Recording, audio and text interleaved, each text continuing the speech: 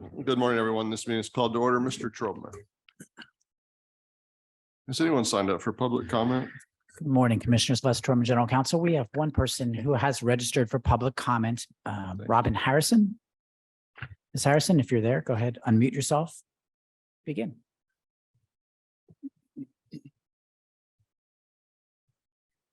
It does not appear Ms. Harrison is here this morning. That's what we got. All right. Thank you, Mr. Trobman. Good morning, Ms. Miller. Good morning, sir. A rare occurrence. We have a case to reconsider or to consider under agenda item 3. Yes, sir, that is correct. There is one case. Commission Appeals is requesting a letter of continuing jurisdiction in case number 3380324. Last week on docket 17 on April 25th, 2023, the commissioners voted to rehear the case. In error, a decision was mailed. There's no indication of an appeal and the decision has not yet become final. So Commission Appeals is requesting a letter of continuing jurisdiction so the case can be reheard as ordered by the commission. Commissioner Dimerson? I agree. Thank you. Commissioner Trevino? I agree. And Mr. Chairman? Agreed. Thank you very much. All right. No, on agenda items 4 and 5, no tax liability cases. Correct. And no fair housing cases. Correct. All right. This is on agenda item 6. We have no wage claim cases pulled for additional discussion on docket 18. That's right. None pulled for additional discussion. You should have received the wage claim short form dissent list for docket 18. I move we accept staff recommendations on the remaining wage claim cases on docket 18. Second, the chairman's motion, except for the cases on which I'm dissenting, is reflected in the wage claim short form dissent list for docket 18. I concur with Chairman's motion, except for those cases on which I am dissenting as reflected on wage claim short form dissent list for docket 18. Motion passes with the exceptions noted. Thank you. Thank you. Let's move to agenda item 7, consideration of unemployment insurance cases on docket 18. Please proceed when you're ready. Case number 3032355. Commissioner Dimerson. We should reverse the appeal tribunal decision. The employer's policy prohibited offensive, inappropriate, and indecent conduct. The claimant was discharged when the employer's investigation revealed that the claimant had inappropriately touched a coworker at the workplace. The claimant was on final written warning for violating the employer's policy and was aware that further violation could result in termination of employment. Since the claimant was on final warning with the employer, but thereafter continued to violate the employer's policy by engaging in unprofessional behavior at the workplace, the claimant mismanaged his position of employment. Hence, we should reverse the AT decision. Misconduct, reimburse an employer, not billed, adequate employer response. The AT decision is supportable. The claimant denied the allegations under oath, and the employer only presented secondhand hearsay evidence. The 2 videos recordings submitted by the employer failed to show any action on the claimant's part that violated the employer's policy. Modify the AT, no misconduct, bill reimbursing employer's account, void adequate response ruling. Modify the AT, no misconduct, bill the reimbursing employer, void adequate response. Short form dissent. Yes, sir. Case number 3117277. Commissioner Dimerson. The appeal tribunal decision should be modified. I agree that the employer had good cause for its non-appearance. As to timeliness, the employer has the same address for its address of record in its decision address. The determination in question was not sent to this address. This address is also listed as the employer's mailing address on its letterhead. The employer also stated that all prior TWC correspondence had gone to this address. Accordingly, the employer's appeal should be found timely. Should therefore modify the AT decision. The employer had good cause for its non-appearance. Timely employer appeal, resubmit. In the alternative, the commission should grant a rehearing on the timeliness issue in this case. The employer states in its appeal to the commission that it has received numerous amounts of correspondence to its address of record and has provided copies of such. The employer also contends that it corresponded with the TWC representative and asked the representative if it had ever had a mailing address listed as the one to the one determination in question was sent to, and the representative replied with the employer's address of record. As such, I would support a vote to rehear the case, to enter the employer's documentation in question, and to take testimony about the correspondence the employer had with the TWC representative. The decision is correct. I do not contest that the employer had good cause for missing the first Appeal Tribunal hearing. Regarding timeliness, the employer has not established an exception to the timeliness rules. The documents were mailed to the employer's physical address, and the employer did not have a designated address at the time. The employer received the documents but failed to respond because they had closed their offices due to illness. Affirm the AT, good cause, employer appeal not timely, no misconduct, chargeback. If my fellow commissioners deem the employer's appeal timely, then this case should be remanded to the AT rather than resubmitted, as TWC records show that the claimant's notices for the two AT hearings were returned to the commission. Modify the AT, employer established good cause for AT1, timely employer appeal, resubmit. We will resubmit the case. Case number 3274588, Commissioner Trevino. The AT decision is not supportable. The claimant properly reported to her supervisor and received verbal permission to be absent on April 22nd, 2022. The employer's secondhand hearsay testimony that the claimant was a no call or no show was insufficient to overcome the claimant's firsthand testimony. As the claimant properly provided notice of her absence and received permission to be absent, the claimant did not violate the employer's attendance policy. Reverse the AT, no misconduct, chargeback. We should affirm the appeal tribunal decision. The claimant was on final warning for her attendance. The claimant was terminated when she exceeded the maximum allowable absences under the employer's policy. Concerning the final incident, although the claimant alleged that she had notified the employer about the death of a family friend, the claimant failed to inform the employer about her request for time off and was thereafter a no call, no show. Since the claimant was on final warning for attendance, but thereafter failed to properly apprise the employer about her absence, the claimant mismanaged her position of employment. As such, we should affirm the AT decision, misconduct, no chargeback. Rehear to obtain testimony from the supervisor and documentation of previous warnings. And we have not yet achieved a majority vote. And Commissioner Trevino, you pulled the case.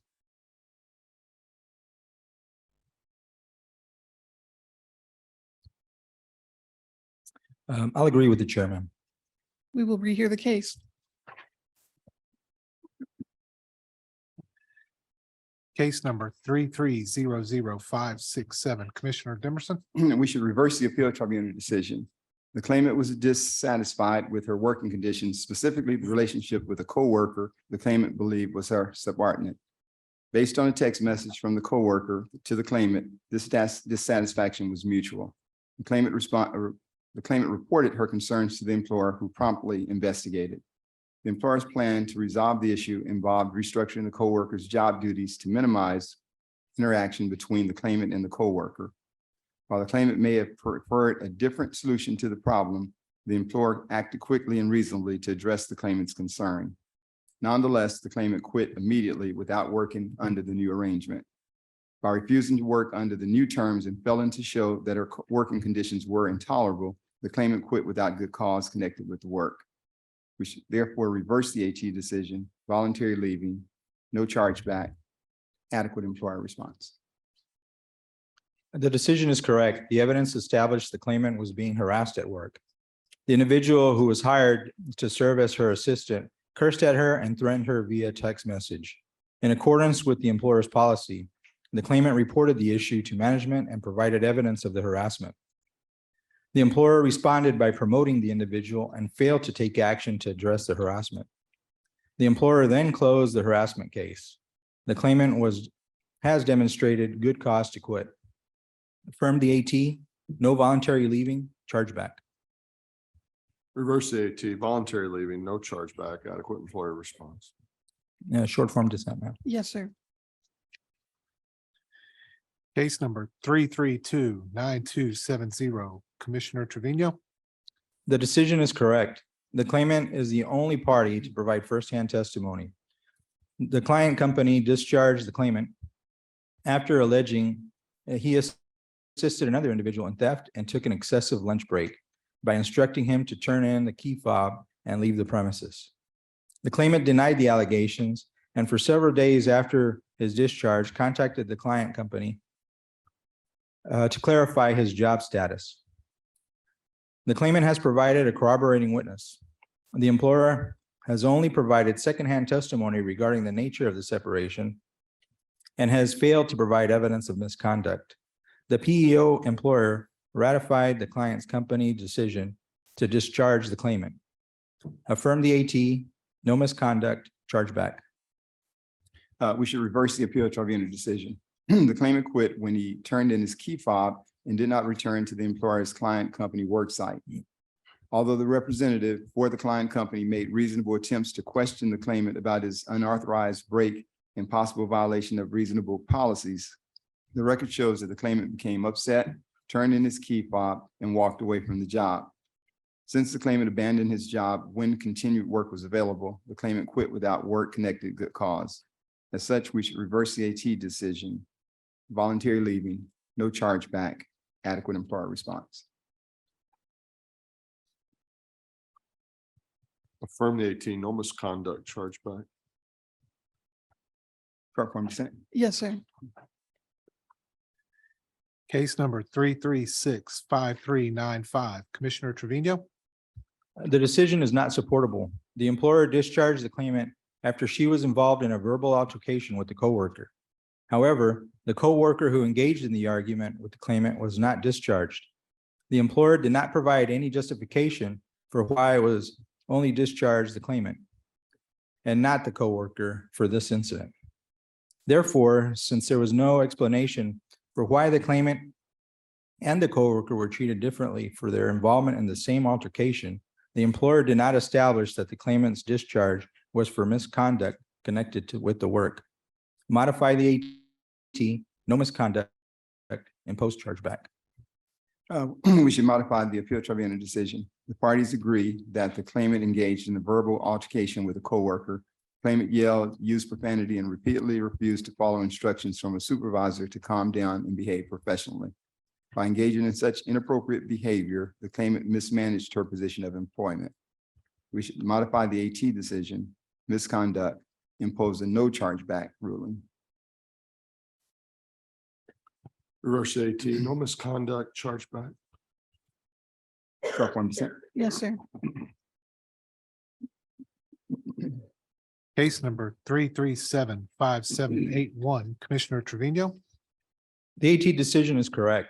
After the claimant submitted a 30-day notice of resignation, the employer told the claimant that she was useless to them if she was only going to stay for another month and discharged her later that same day. Although the employer alleged that the claimant violated policy by performing medical services outside of the office, the claimant only took a client's phone call on a hands-free device while driving to work. The evidence does not establish that the claimant's action constituted performing medical services outside of the office. The alleged policy violation is clearly pretext for the real reason the employer ended the claimant's employment, which was her resignation notice. The employer presented insufficient evidence to establish that they accepted the claimant's resignation earlier due to misconduct connected with work. Affirm the AT, no misconduct, void chargeback ruling. The appeal tribunal decision should be modified. I agree that the chargeback ruling should be voided. As to the job separation, the claimant admitted to having an audio call with the patient while she was trying to get to the office. The employer testified that according to the agreements the claimant signed, she did not have the right to perform any medical services except on site at their primary office. The claimant's employment agreement also included a provision that termination can occur for failure to follow the employer's policies, standards, and regulations. As such, the claimant's actions constituted work-connected misconduct. We should therefore modify the AT decision, misconduct, void the chargeback ruling. Modify the AT, misconduct, void, chargeback. Short form dissent. Yes, sir. Case number 3383357, Commissioner Trevino. The AT decision is not supportable. The claimant properly gave advance notice to the employer that he was taking his wife to the hospital, and the employer's HR business partner told the claimant he could return to work the next day. The claimant's separation was urgent, compelling, and necessary. Modify the AT, no misconduct, no chargeback, urgent, compelling, and necessary. We should affirm the appeal tribunal decision. The claimant was discharged after he exceeded the allowable attendance points after final warning. While the claimant's absence was for a very compelling reason, it was not for his own personal illness or that of a minor child. Thus, the claimant's absence after final warning constituted misconduct connected with the work. And we should affirm the AT decision, misconduct, no chargeback. Reverse the 18, no misconduct chargeback.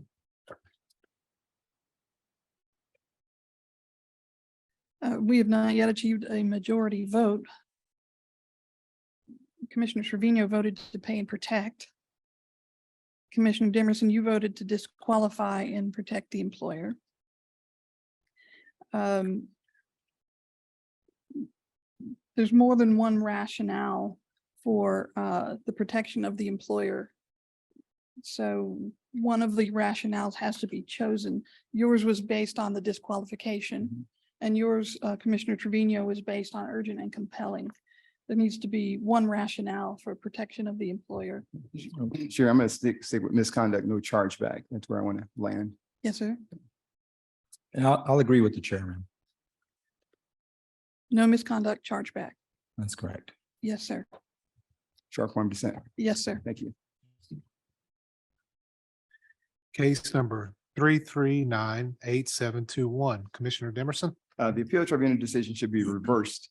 The employer attempted to reach out to the claimant to make a reasonable request to cover a shift. Per the employer, the claimant's response was that he was furious and screamed at the employer. Since the employer's work-related request was reasonable, the claimant's response was inappropriate and unprofessional.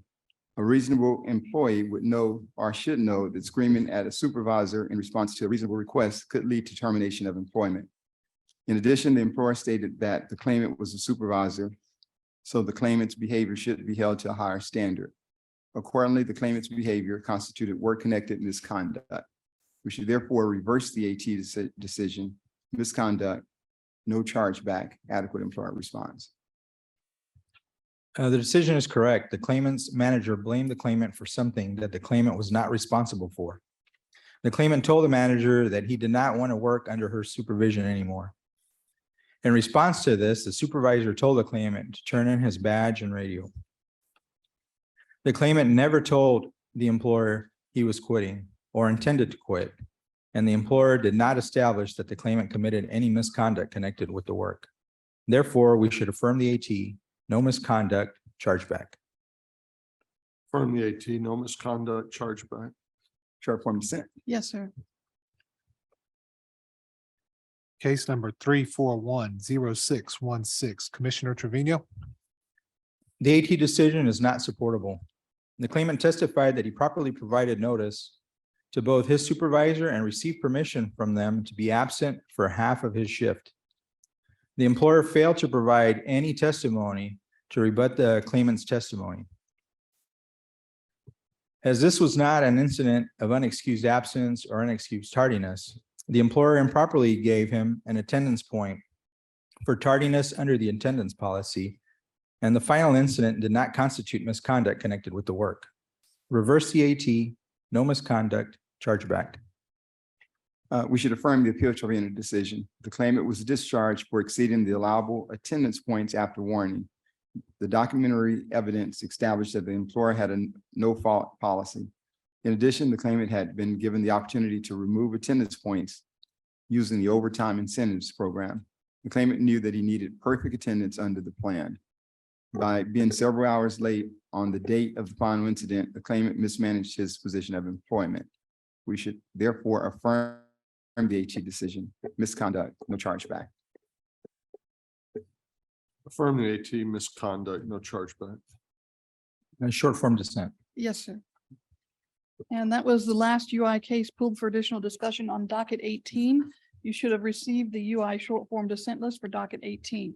I'll move we accept staff recommendations on the remaining UI cases on docket 18, except for the cases on which I'm dissenting as reflected on the UI short form dissent list for docket 18.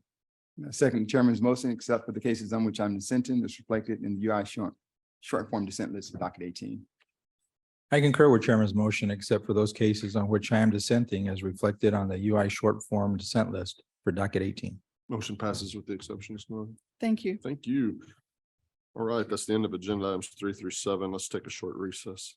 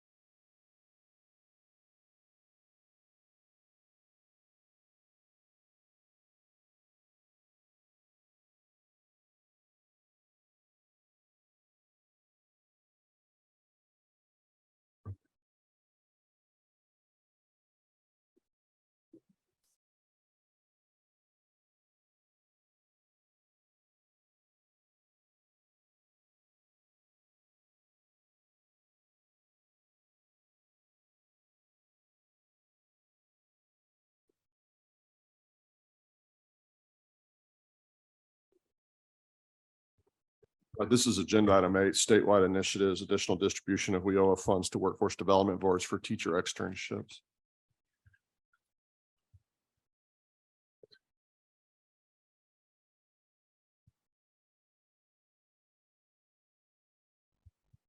Morning, Chairman, Commissioners, Mr. Townsend. For the record, James Golson, Workforce Division. Each year, TWC funds teacher externships programs supporting workforce boards in coordinating externships for teachers and industry.